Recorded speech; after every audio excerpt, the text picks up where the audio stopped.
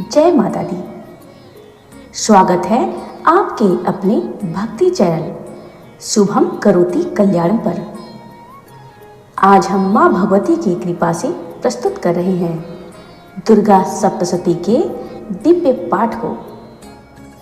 दुर्गा सप्तशती का यह पवित्र पाठ जीवन में सकारात्मक ऊर्जा, शक्ति और मनोकामना पूर्ति का मार्ग प्रशस्त करता है।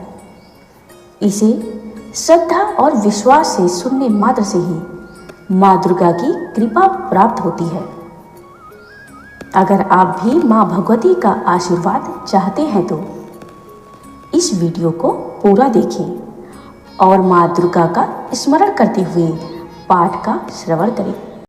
10वां अध्याय शुंभवध।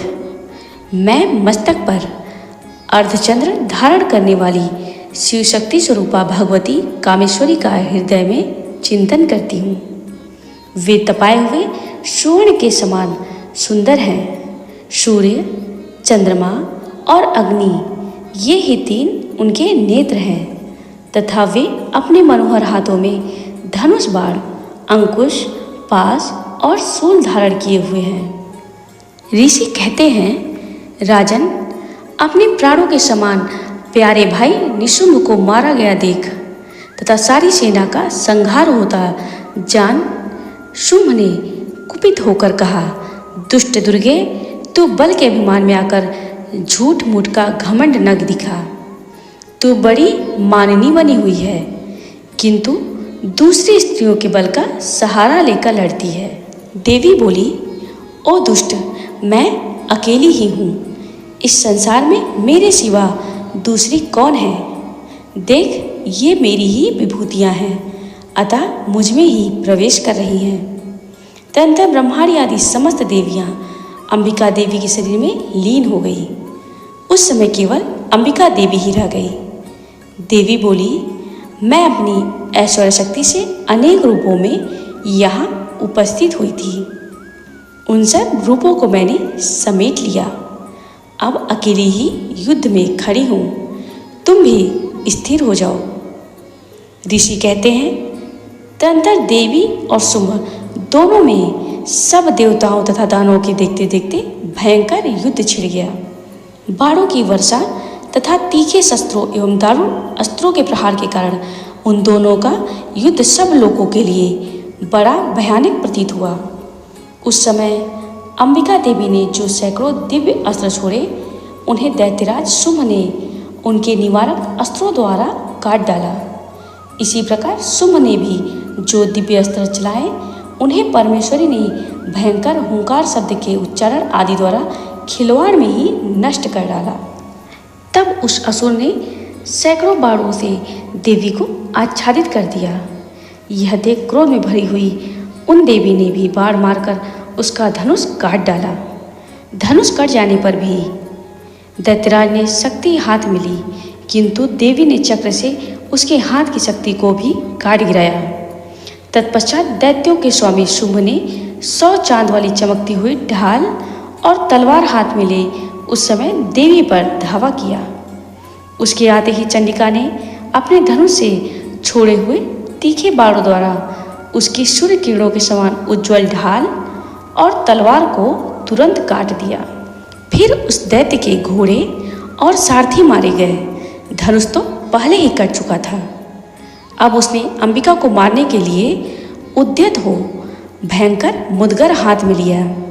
उसे आते देख देवी ने अपने तीक्ष्ण बाणों से उसका मुदगर भी काट डाला। उस पर भी वह असुर मुक्का तानकर बड़े वेग से देवी की ओर झपटा।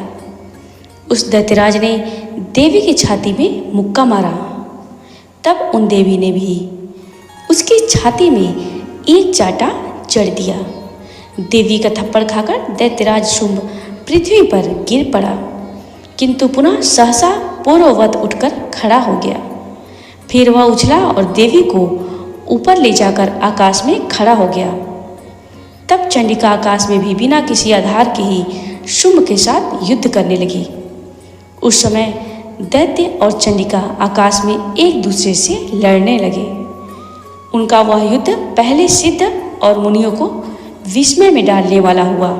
फिर अंबिका ने शुंभ के साथ बहुत देर तक युद्ध करने के पश्चात उसे उठाकर घुमाया और पृथ्वी पर पटक दिया। पटके जाने पर पृथ्वी पर आने के बाद वह दुष्टात्मा दैत्य पुनः चंडिका का वध करने के लिए उनकी ओर बड़े वेग से दौड़ा। तब समस्त दैत्यों के राजा शुंभ को अपनी ओर आते देख देवी ने त्रिशूल से उसकी छाती छेदकर उसे पृथ्वी पर गिरा दिया।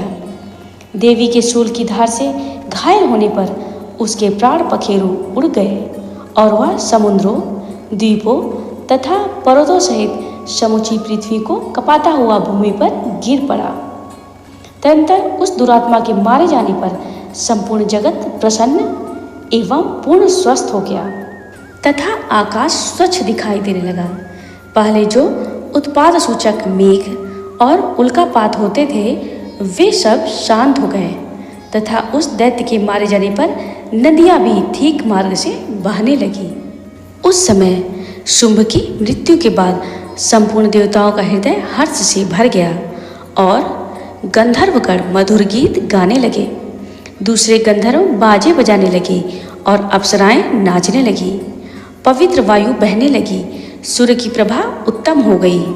अग्निशाला की बुझी हुई आग अपने आप प्रज्वलित हो उठी तथा संपूर्ण दिशाओं के भयंकर शब्द शांत हो गए।